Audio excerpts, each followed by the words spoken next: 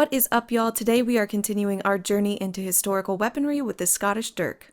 If you enjoy this video, please remember to like and subscribe to support the channel, and consider joining my Patreon for exclusive perks. Now, let's get started.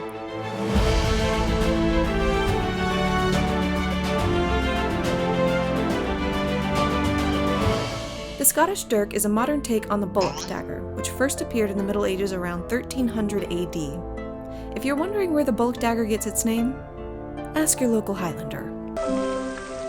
Oh, bollocks. The Scottish Dirk later emerged in the mid-1600s, and designs varied between being double and single-edged. However, most contemporary renditions are forged to have one sharp edge and one blunt edge. This could be due to its multi-purpose design. Instead of being solely for warfare, the dirk was a tool nearly every Highlander owned and carried. Because why wield a pair of scissors when you can show off your dagger in all its glory? All stupid jokes that don't land aside, this was a sidearm with various everyday uses, which include doubling as a hunting knife due to its durable construction. And when it wasn't being utilized for violent means, it held a significant place in normal Highland life as well. Meaningful oaths were often sworn upon one's dirk, a tradition with roots dating back to the ancient Celtic and Norse societies.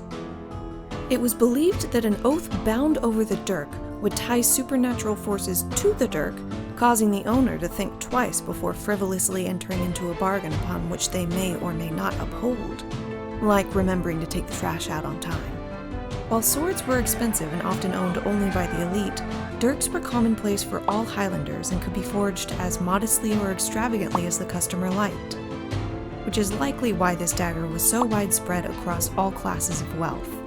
It was essentially a man's form of self-expression, his way to accessorize, if you will, and one that was also a little easier to carry around than a full-length broadsword. Moving right along to the combat segment, here you can see some live sparring. From my research, there are a few different ways historians surmise that it was gripped to be used as a weapon, should one have encountered a menacing predator in the forest or lose one's primary weapon in battle. The first is warmly regarded as the ice pick grip, which is held with the sharp edge facing down. The thumb would rest on the butt of the handle to avoid the dagger slipping and cutting oneself, as this style of dagger doesn't have a crossguard to keep the hand safe. Another option is the reverse grip, wherein the blunt edge of the blade is flush against one's forearm with the sharp edge facing the opponent. This is how the dirk was held when being paired with the targe in battle, for example.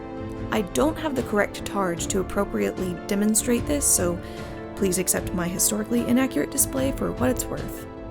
Most targes were constructed with one leather loop and one leather handle to hold both the targe and the dirk on one arm. This would allow the Highland soldier to deflect the enemy's bayonet and simultaneously potentially inflict damage on the opponent before attacking with the broadsword or other primary weapon. The resources I've found indicate that these were the two most proper grips to use with the dirk. But it's worth mentioning another handling method that will likely seem most natural to anyone picking up a longer blade: the Saber Grip. The biggest downside to this grip, though, is that there is a greater risk of the dirk either sliding out of your hand and falling to the ground, or cutting your own arm open like finely sliced prosciutto. Neither of which sound particularly ideal. While all of these grips have their time and place when sparring or engaging in combat, at the end of the day, what it likely came down to was just being able to grab hold of the dagger in time to fight off things like wild hogs you didn't see when you had to relieve yourself in the backwoods. Because who hasn't been there before, am I right? Pioneer problems. After the last doomed Jacobite rebellion in 1746, the English monarchy banned all Highland Scots from owning weapons of any kind, including dirks and bagpipes. However, just like a toddler's timeout, this banishment wasn't eternal. In 1782, Highlanders were given permission to use all those dangerous weapons again. And just like the bagpipes, the dirk is still alive and well these days. But its place is primarily for ceremonial purposes, and can be seen proudly displayed on the uniforms of bagpipers, drummers, and military officers. Pretty outstanding evolution considering where it began, eh?